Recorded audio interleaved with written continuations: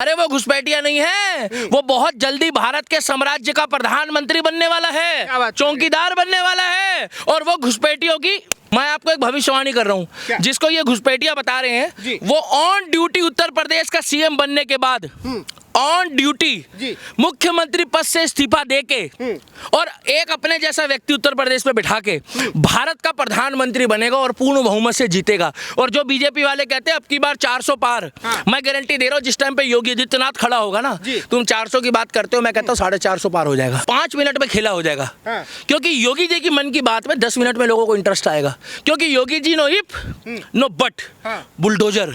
आप घुसपैठिया बता रहे हो योगी आदित्यनाथ को, जो देवता रूपी इंसान है, जो देवों के देव महादेव का भक्त है, और आप उसको घुसपैठिया बता रहे हो। और आप अपनी शक्ल देखो तो आपके काम खुद मुगलों वाले हैं। आप अपनी शक्ल देखो तो आपके खुद जो है वो काम औरंगजेब वाले, अकबर वाले, बाबर वाले। उत्तराखंड 9 नवंबर सन 2000 को उत्तर प्रदेश से अलग होकर एक नया राज्य बना था। यह भारत का 27वां राज्य था और 2007 में इसे उत्तरांचल के नाम से भी जाना जाता है। मुझे एक चीज समझ में नहीं आती है अखिलेश यादव जी आपकी स्क्रिप्ट कौन लिखता है? मैं 2 लोगों की स्क्रिप्ट वाले से पूछना चाहता हूँ, ये 2 लोगों की स्क्रिप्ट लिखता कौन है? Script writer. स्क्रिप्ट राइटर मतलब जैसे जावेद अख्तर स्क्रिप्ट लिखते हैं, गाने लिखते हैं, उड़ जा काले कामा मैं निकला, लिखते हैं ना। तो इनका क्या निकलता है उसमें? बोला मैं निकला ओ गड्डी लेके। इनके शब्द जो निकलते हैं ना, इनके शब्द जो निकलते हैं वो बकवास लेके निकलते हैं, बकवास लेके। उनके शब्द निकलते हैं गड्डी लेके, इनके शब्द जो निकलते हैं ना भाई साहब, वो मौलाना लेके निकलते हैं।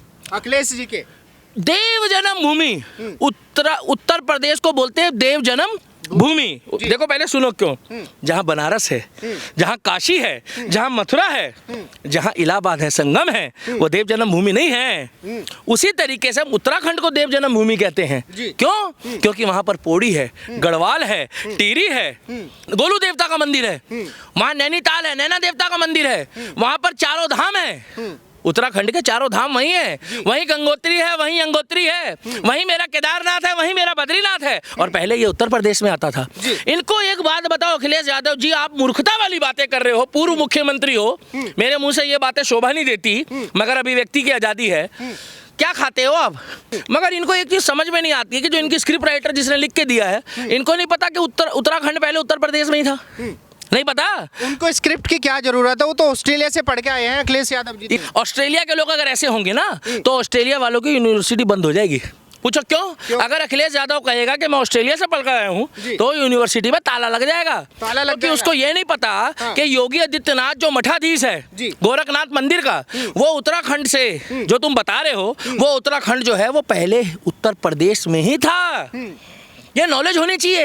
और आप घुसपैठिया बता रहे हो, अरे वो घुसपैठिया नहीं है, वो बहुत जल्दी भारत के साम्राज्य का प्रधानमंत्री बनने वाला है, चौकीदार बनने वाला है। और वो घुसपैठियों की बम्बू बजाएगा। जो घुसपैठिया होते हैं, घुसपैठिया कौन होते हैं मालूम है? जो बाहर देश से आते हैं, दूसरे राज्य से आए हुए को पहली बात तो घुसपैठिया बोलते नहीं है। और जितने भी राज्य हैं ना देश में, ये सारे हमारे भाई हैं। बस शर्त ये है कि कोई इसमें एनआरसी और सीए के दायरे में ना आए, अन्यथा उसका पिछवाड़े में लात मार के उसको देश से बाहर फेंक दिया जाएगा। जैसे हेमंत बिस्व शर्मा फेंक रहा है, जैसे शिवराज सिंह चौहान जी फेंक रहे थे मध्य प्रदेश में। और आने वाले समय में उत्तर प्रदेश के मुख्यमंत्री जो फिलहाल में हैं, जब वो आने वाले 29 के 30 के बाद 35 में या 34 में जब वो पूर्व मुख्यमंत्री हो जाएंगे, क्योंकि वो जीतने के बाद भी देश के प्रधानमंत्री बन सकते हैं। मैं आपको एक भविष्यवाणी कर रहा हूँ, जिसको ये घुसपैठिया बता रहे हैं, वो ऑन ड्यूटी उत्तर प्रदेश का सीएम बनने के बाद ऑन ड्यूटी मुख्यमंत्री पद से इस्तीफा देके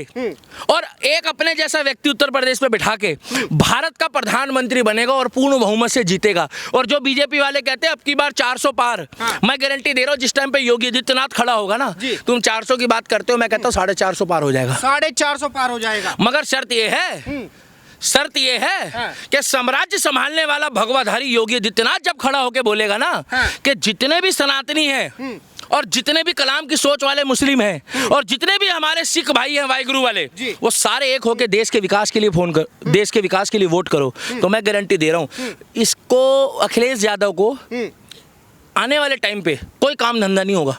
ये घर पे बैठेंगे, लिट्टी चोखा खाएंगे, डिंपल भाभी से कहेंगे कि डिंपल ये डिम्पल भाभी से कहेंगे कि भैया खाना बना और योगी जी का भाषण चालू करो। जब योगी जी मन की बात करेंगे, जब योगी जी मन की बात करेंगे तो 5 मिनट में खेला हो जाएगा। हाँ। क्योंकि योगी जी की मन की बात में 10 मिनट में लोगों को इंटरेस्ट आएगा। क्योंकि Yogi ji no if no but, bulldozer, only bulldozer, only bulldozer. और इसी बात को लेके तो अखिलेश यादव खपा है।